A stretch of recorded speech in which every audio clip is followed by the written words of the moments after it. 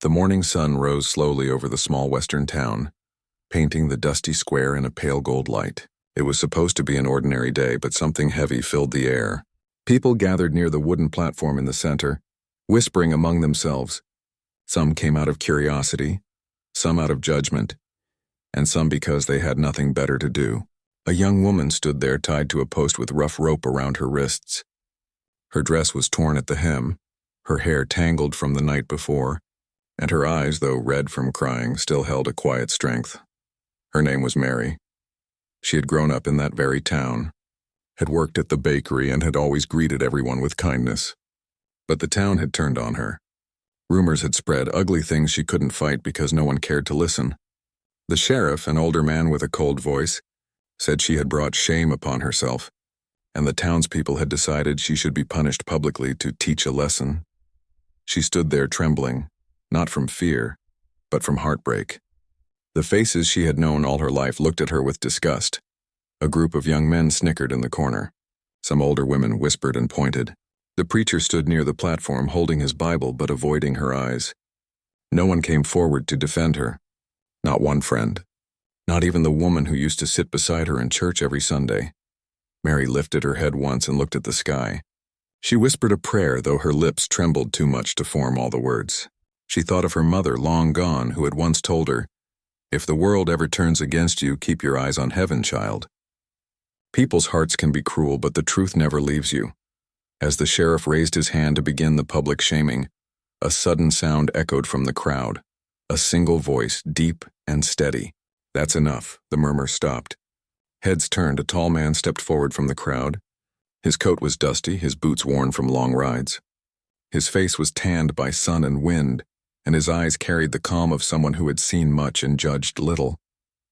His name was Daniel.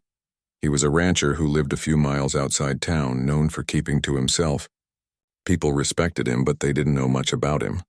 He worked hard, spoke little, and came to town only when necessary.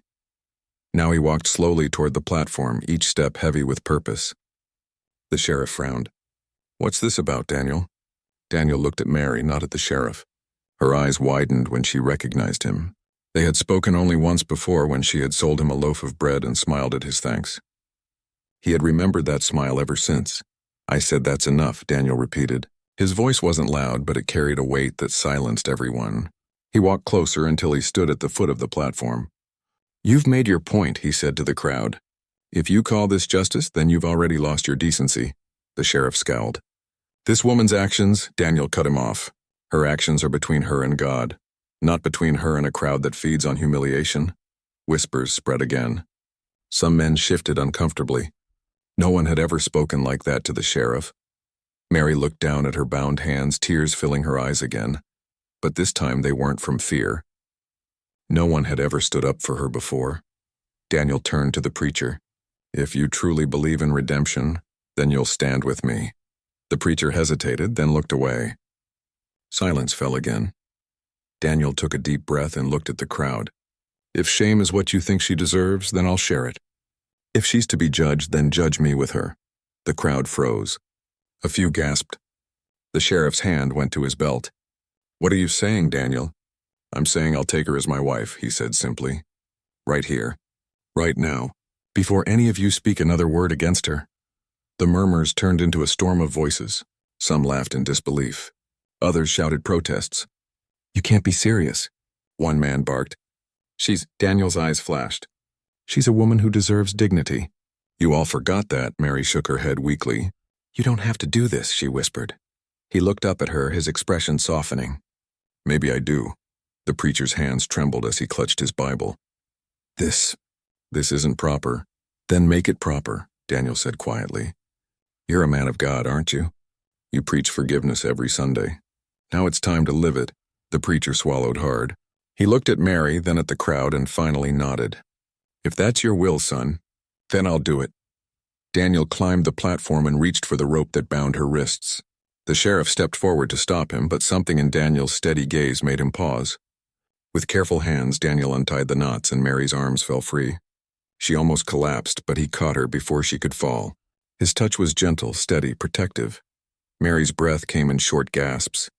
Why are you doing this?" Daniel smiled faintly. Because no one else did. The preacher's voice shook as he opened his Bible. The crowd had gone quiet again, unsure, uneasy. Even those who had mocked her moments before now stood frozen, as if the weight of their own cruelty had just settled over them. As the preacher began the simple words of marriage, the sunlight broke fully across the square, casting long shadows. Mary's tears glistened in the light. Daniel took her hand, rough and trembling, and spoke his vows with calm conviction. He didn't care about the crowd, the whispers, or the judgment. He cared only about the frightened woman standing before him. When the preacher declared them husband and wife, a strange silence fell, a silence that felt like the whole town holding its breath. Daniel placed his coat around her shoulders and led her down the steps, his arm firm around her. No one stopped them. No one dared. Mary glanced once over her shoulder at the faces that had condemned her.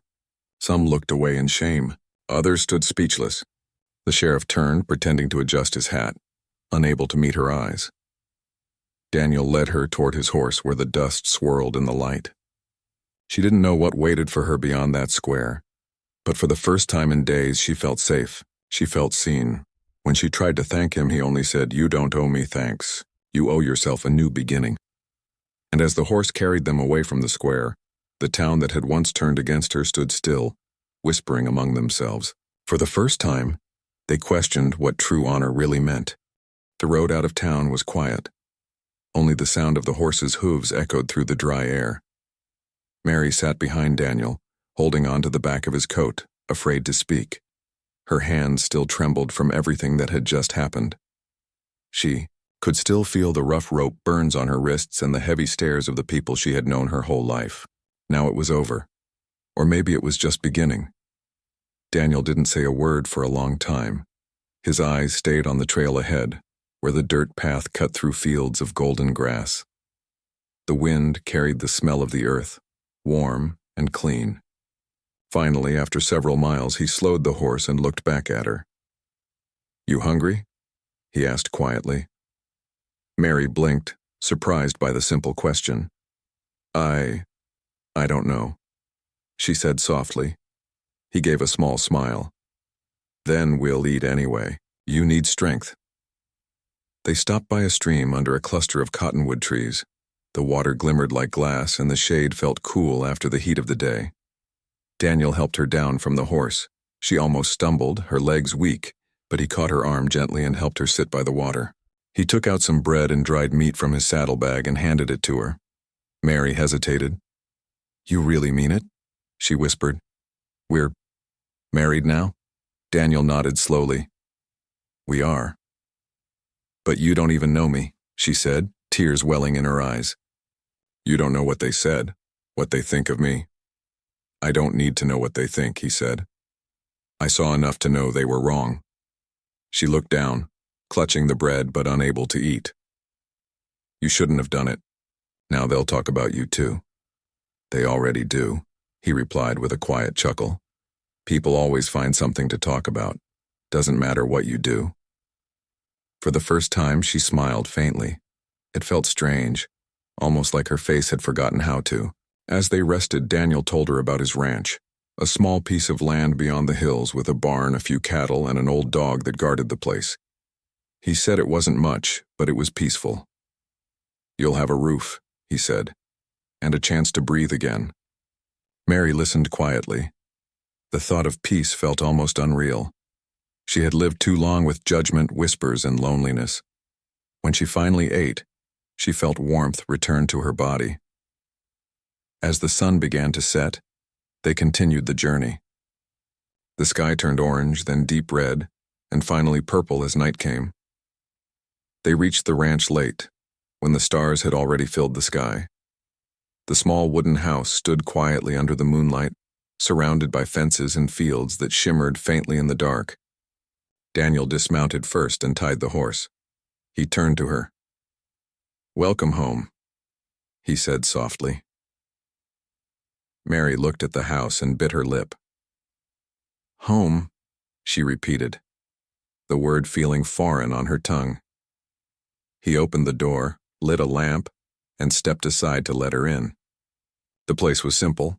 Wooden floors, a small table, a shelf of books, and a stone fireplace with ashes still warm from the morning. There was no fancy furniture, but everything was clean and cared for. "I'll sleep in the barn tonight," Daniel said after a moment. "You can have the bed." Her eyes widened. "You don't have to." "I know," he said with a small smile. "But I will. You've had enough people forcing decisions on you. You deserve to rest without fear." Mary stood still, unsure what to say. She watched as he took a blanket and stepped outside, closing the door quietly behind him. She sat on the edge of the bed, the soft flicker of the lamp lighting the room. For the first time in years, she didn't feel watched, judged, or shamed. She felt safe. That night, she couldn't sleep at first. Every creak of the house made her heart jump. But through the open window, she could hear the gentle sounds of the ranch, the wind moving through the grass, the soft neigh of a horse, and the distant bark of Daniel's old dog. Slowly, her eyes closed and she drifted into the first peaceful sleep she'd had in months. The next morning, she woke to the smell of coffee and bread. Daniel had returned from the barn and was cooking over the small stove. When she stepped out, he looked up and nodded politely. "Morning," he said. She sat down at the table, unsure if she should speak. Finally, she whispered, "You didn't have to make breakfast." He smiled faintly. "Old habit. I wake with the sun. The day feels wrong if I don't start it right."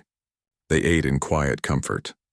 After breakfast, Daniel took her outside and showed her the ranch, the barn full of hay, the small herd of cattle in the distance, the garden that needed tending. "It's a lot of work," he said, "but it's honest work.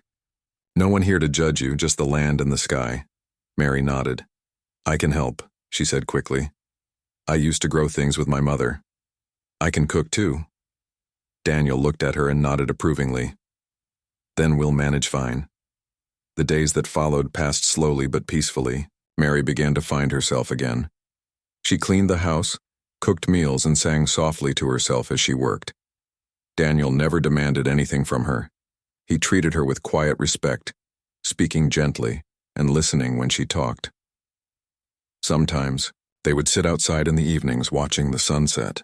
Daniel would tell stories about the old days, about riding cattle through storms or fixing fences alone for hours. Mary listened, laughing at the small jokes he made. One evening she asked him, "Why did you help me that day?" Daniel stared at the horizon for a while before answering. "Because I saw someone strong being broken for no reason. And I've seen that too many times in my life. I couldn't let it happen again." His words sank deep into her heart. She wanted to thank him again, but no words felt enough.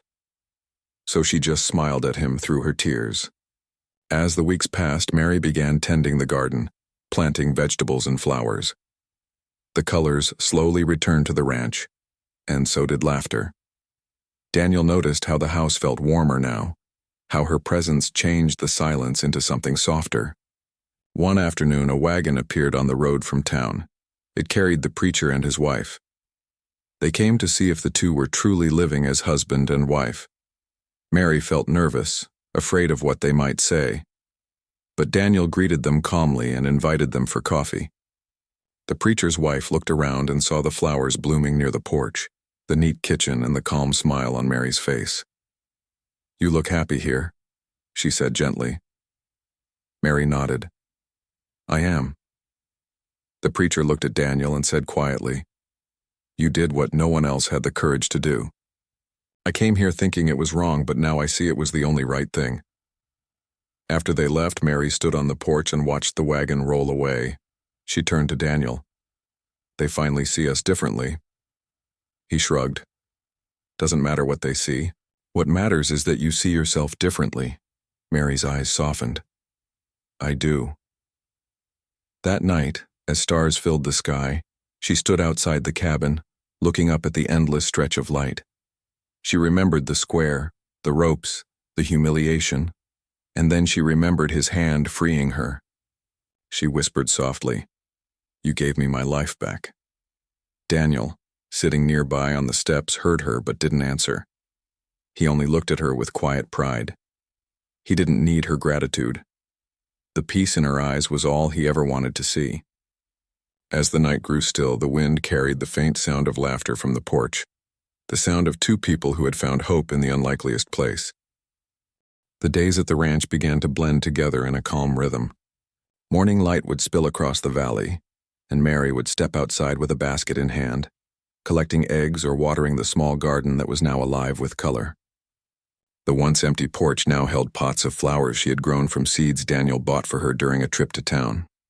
She had chosen bright colors, yellow, white, and soft pink, as if trying to paint away every dark memory of her past.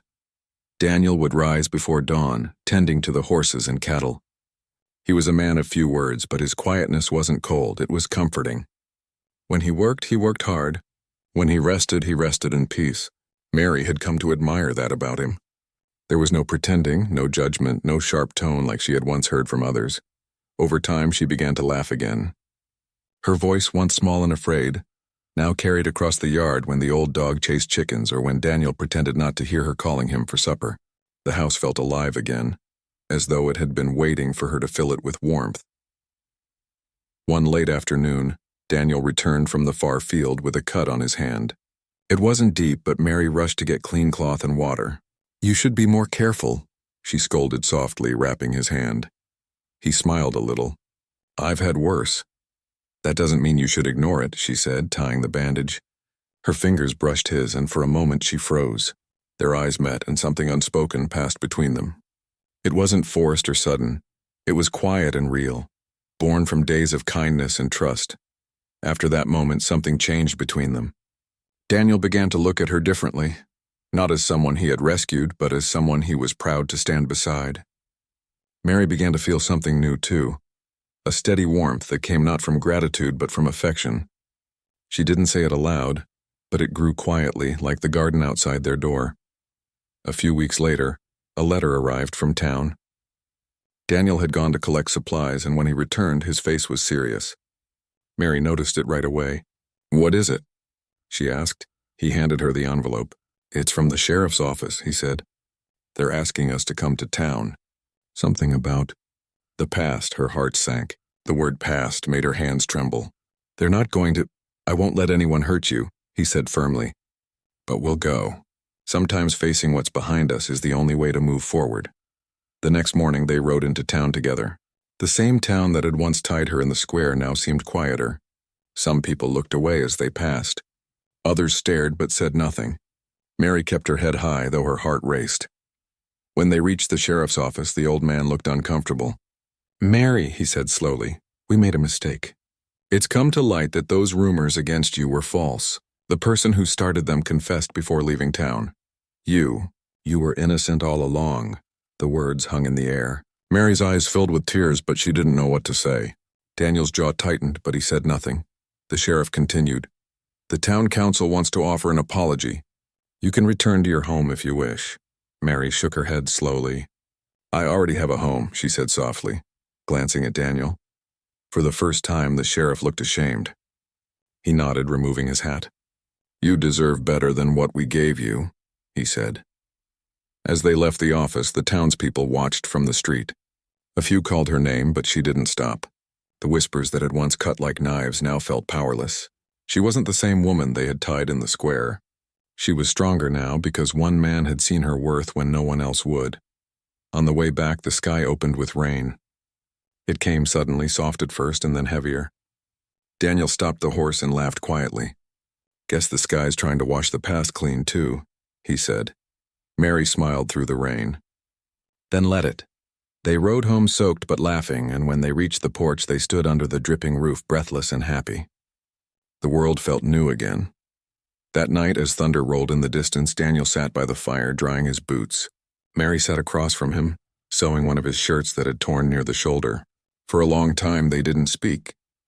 The fire cracked softly, lighting their faces in warm gold. Finally Daniel spoke. "I don't think I ever asked what you wanted before that day in the square. I just acted. Do you ever regret that I did?" Mary looked up, meeting his eyes. "No," she said softly. "That day you gave me back my dignity. You didn't ask for anything in return. You just stood there, and I'll never forget it." He nodded slowly, his eyes thoughtful. "Sometimes I wonder if I did it for you, or for myself." I think I couldn't bear to see something that wrong and stay quiet. You did it for both of us, she said. A silence followed, but it wasn't uncomfortable.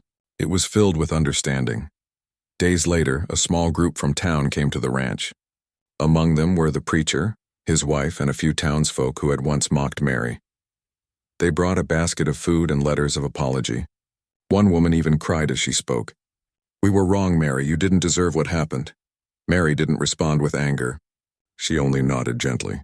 "The past can't be changed," she said, "but we can decide how we live after it." The preacher cleared his throat. "We'd like to invite you both to the town gathering next month. To start fresh." Daniel looked at Mary, waiting for her answer. She thought for a moment, then said, "Maybe, in time."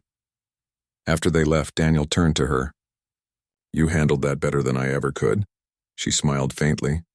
"Maybe because I've already forgiven them." Life at the ranch grew steadier after that. Daniel built a new fence and Mary's garden grew richer. Birds nested near the windows and the fields turned green with spring rain. The quiet bond between them deepened. They shared meals, laughter, and long silences that didn't need words. One evening, Mary stood at the edge of the pasture, watching the sunset spread across the sky in shades of orange and gold. Daniel walked up beside her. "You've changed this place," he said. She looked at him, smiling softly. "No, Daniel. You changed me first."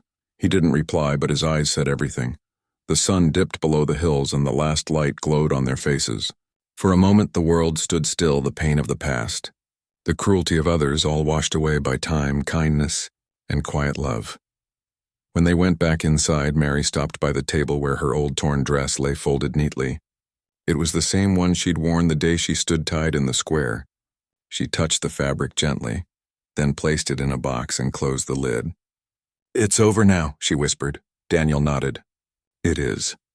Outside, the stars began to appear, one by one like blessings scattered across the dark sky.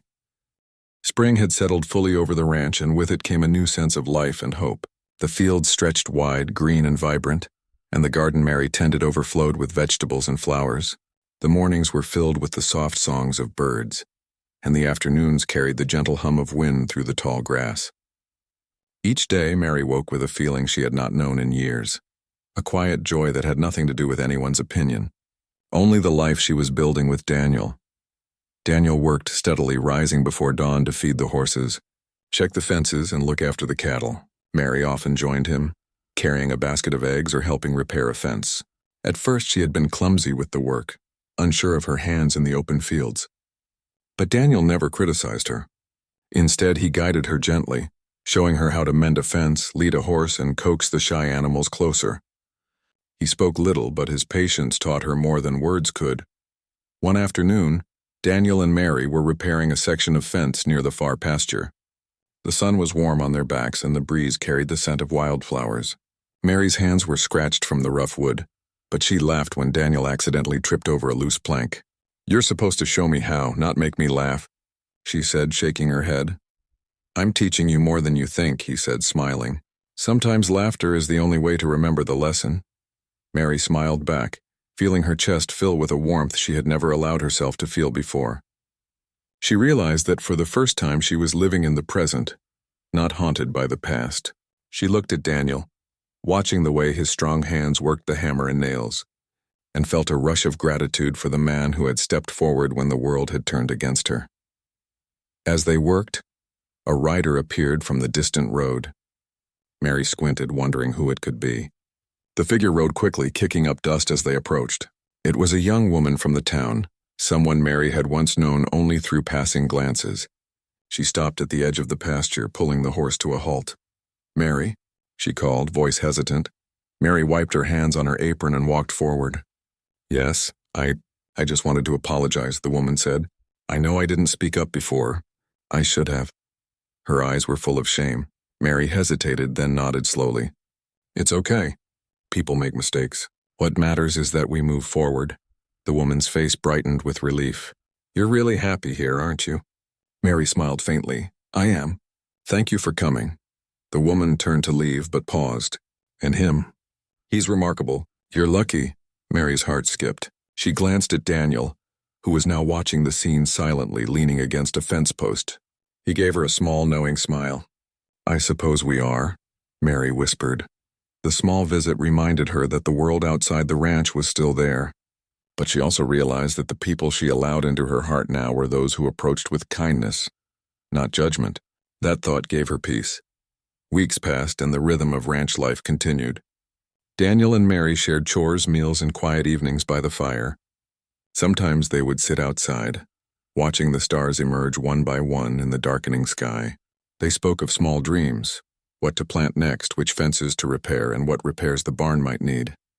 Slowly, a routine of love and care formed around them, steady and dependable. One morning, Daniel decided to take Mary to the nearby creek to teach her how to fish. The water sparkled in the sunlight, and the air was filled with the songs of birds and the rustle of leaves. Mary had never fished before, but she watched carefully as Daniel demonstrated how to cast a line. She tried, fumbling at first, but Daniel's encouraging voice guided her. When she caught her first fish, her face lit up with triumph. "I did it," she exclaimed, laughing, holding the small fish carefully. Daniel chuckled, proud of her accomplishment. "You did. You've learned quickly." Mary looked at him, her heart swelling.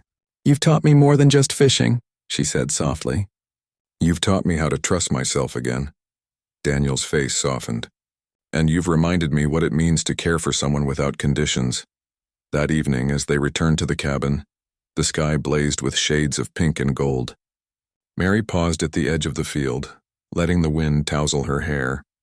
"It's beautiful," she whispered. "Not as beautiful as this," Daniel said, taking her hand gently. The touch sent a comforting warmth through her chest. She squeezed his hand in return, feeling that their connection had grown deeper than she had ever imagined.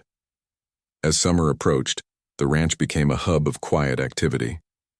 Neighboring farmers would visit occasionally, bringing news or asking for help with small tasks. Mary found herself welcomed into a community she had never thought she could belong to. People smiled, waved, and spoke kindly to her. And Daniel, always calm and steady, guided her interactions, never rushing, never forcing. One evening, a small celebration arose when a neighbor brought a basket of fresh apples. They gathered under the open sky, the setting sun casting a warm glow across the fields. Mary laughed as she watched children play near the barn, chasing each other through the hay. For the first time, she realized she could enjoy life without fear, without shame, and without looking over her shoulder at the past. Daniel stood beside her, quiet as ever, but his presence spoke volumes. He didn't need words. The life they were building together, full of simple joys, honest work, and shared moments, was proof enough. That night, as the stars twinkled above, Mary sat on the porch with Daniel beside her. She leaned her head on his shoulder, feeling the steady rhythm of his heart. "Do you ever think about that day in the square?" she asked softly. Daniel's hand stroked her hair. "I do," he admitted. "But I think about it differently now. I remember it as the moment I met the real you, the person I wanted to stand with no matter what." Mary smiled through tears that were not of sadness, but of relief and gratitude. "And I remember the moment you saved me, the moment I knew someone could see me for who I truly am." They sat together in silence, letting the night wrap around them. The ranch, once quiet and lonely, now felt alive with hope and love. The wind carried the scent of flowers and fresh grass, and the stars above seemed to shine brighter, as if celebrating the peace that had finally come to Mary's heart. For the first time in years, she felt free, not just from the town's judgment, but from the fear and doubt that had weighed her down. She had a home, a partner who respected and loved her, and a life filled with quiet joy. And as she looked at Daniel, standing steady and strong beside her, she knew that the world, despite its cruelty, had finally given her a chance to be happy. The seasons changed slowly on the ranch, and with each passing day, Mary felt more at home than she ever had in her life. Summer's warmth gave way to the gentle coolness of early autumn, and the fields shimmered with golden grass under the morning sun. Mary and Daniel had grown into a quiet rhythm together, working, laughing, and sharing the simple joys of ranch life. Every morning she awoke to the smell of fresh coffee and the low neigh of the horses. Every evening she watched the sky turn pink and orange as they sat together on the porch. Her hand in his, feeling a peace she had never imagined possible. The town, too, had begun to change its attitude toward her. Slowly, people began to see Mary not as the girl tied in the square, but as a woman who had found strength in the face of shame and cruelty. A few neighbors came to the ranch to ask her advice about gardening or to offer help with chores. Some children, once hesitant around her, now ran to greet her with shy smiles. Each gesture reminded Mary that life could be gentle and kind if one had the courage to embrace it. One crisp morning, Daniel led her to the barn. "I have a surprise for you," he said, a small smile playing on his lips. Mary's curiosity was piqued. She followed him into the barn, where the smell of hay and leather mixed with the fresh scent of apples he had brought in from the orchard. There, tied gently to a post, was a small foal, wobbly on its legs but alert and curious. Mary gasped, kneeling to touch its soft coat. "It's yours," Daniel said softly. "A new life just like ours." Mary's heart swelled. I don't know what to say," she whispered, tears forming in her eyes. "Then don't say anything," Daniel said, placing a comforting hand on her shoulder. "Just take care of it like we take care of each other." Mary laughed through her tears and hugged him tightly. The foal nuzzled her hand, and she felt a surge of love for the small creature, and for the life she now had. Days turned into weeks, and life at the ranch became even richer. Mary learned to ride, her confidence growing with each day in the saddle. She and Daniel worked together to repair fences, tend to the garden, and care for the animals. The nights were filled with shared stories, quiet songs, and the warmth of a fire that glowed in the hearth. They had built not only a home but also a sanctuary, a place where fear and shame had no power. One evening, as the first stars appeared in the sky, Mary sat on the porch, her head resting on Daniel's shoulder. The wind carried the scent of autumn leaves and the air was crisp and clean. "Do you ever think about the town?" she asked softly. Daniel's eyes remained on the horizon, where the last light of the sun painted the hills in gold. "Sometimes," he said quietly, "but the past belongs there. Our life is here and it's ours to shape." Mary nodded, feeling a sense of closure she had never known. She remembered the day she had been tied in the square, the fear and humiliation she had felt, and the moment Daniel had stepped forward. She realized that it had not been just his courage that had changed her life. It had been his unwavering belief in her worth. As autumn deepened, the town sent more visitors, some bringing gifts, others bringing invitations. The preacher came once again, this time with the mayor and a few townsfolk. They had organized a small gathering in the town square, not to shame but to honor the courage and dignity Mary had shown. Mary felt nervous as she approached, holding Daniel's hand tightly. The square that had once been the scene of her humiliation now felt different.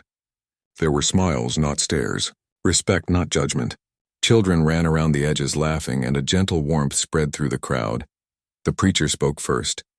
"Mary has shown us all what it means to be strong in the face of adversity. She has forgiven, moved forward, and created a life filled with love and courage. Let us honor her example." Applause rang out and Mary's heart lifted. She looked at Daniel, whose face was calm but proud. She squeezed his hand, knowing he had made this life possible. The mayor stepped forward. "Mary and Daniel, we invite you to be part of our community celebrations and to show others that forgiveness and courage can heal old wounds." Mary smiled. "Thank you," she said, her voice steady. "I hope our story helps others find hope." After the gathering, as the crowd dispersed, Daniel led Mary back to the ranch. They walked through the fields hand in hand, the sun setting behind the hills, painting the sky with brilliant shades of pink and orange. The ranch felt alive with promise, the animals resting, the garden blooming, and the wind whispering through the trees.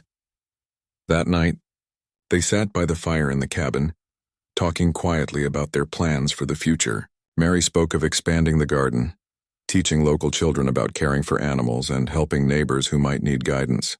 Daniel listened, nodding, sharing his own quiet hopes and dreams. As the fire crackled, Mary leaned against him, feeling a deep sense of peace. "I never thought life could be this gentle," she whispered. Daniel wrapped an arm around her, his hand steady and reassuring. "It can be if we have courage and faith," he said. Mary thought about everything she had endured, the humiliation, the fear, and the loneliness. She thought about Daniel stepping forward when no one else would, about the quiet days of work and shared laughter, and about the love that had grown slowly but surely between them. She realized that true strength wasn't about fighting the world alone. It was about allowing someone to stand with you and finding the courage to live fully despite the past. The stars twinkled above, mirrored by the soft glow of lanterns around the porch. The night was calm, full of promise and filled with the gentle rhythms of life. Mary closed her eyes for a moment, breathing in the scent of the earth, the animals, and the quiet warmth of the cabin. She felt safe. She felt loved. She felt alive. In the days and weeks that followed, Mary and Daniel continued to build their life together. They helped neighbors, tended to the land, and welcomed travelers seeking shelter or guidance. Their home became known as a place of kindness, respect, and hope. The town slowly learned to see Mary not as the girl tied in the square, but as a woman of courage and dignity, a woman who had overcome hardship with grace. One crisp autumn morning, as Mary tended the garden and Daniel checked the fences, a gentle breeze carried the scent of flowers and earth. She looked around at the life they had created, a home filled with warmth, love, and laughter, and smiled. The past was behind her, the town had learned, and the future lay ahead, bright and full of possibility. Mary turned to Daniel, her eyes shining. "Thank you for seeing me," she said softly. Daniel reached for her hand, his grip firm and steady. "I didn't see you," he said. "I just saw what the world had forgotten, the real you. And I knew then that we could build something better together." She leaned against him, feeling the strength and warmth that had carried them through so much. The ranch, the animals, the quiet fields, and the setting sun were all part of the life they had created, a life born from courage, kindness, and love. And for the first time in years, Mary knew that she belonged completely, not because the world had changed, but because she had found someone who truly saw her and loved her for who she was. The shame, the fear, and the judgment no longer held power over her. She was free. She was happy. She was home.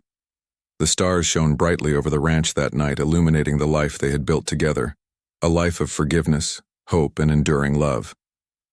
Mary closed her eyes with a smile, knowing that no matter what came next, she and Daniel would face it side by side, hearts strong, hands intertwined, and spirits full of courage. And in that quiet, star-filled night, the ranch whispered a promise. No darkness could touch them now, for they had chosen love, trust, and life above all else.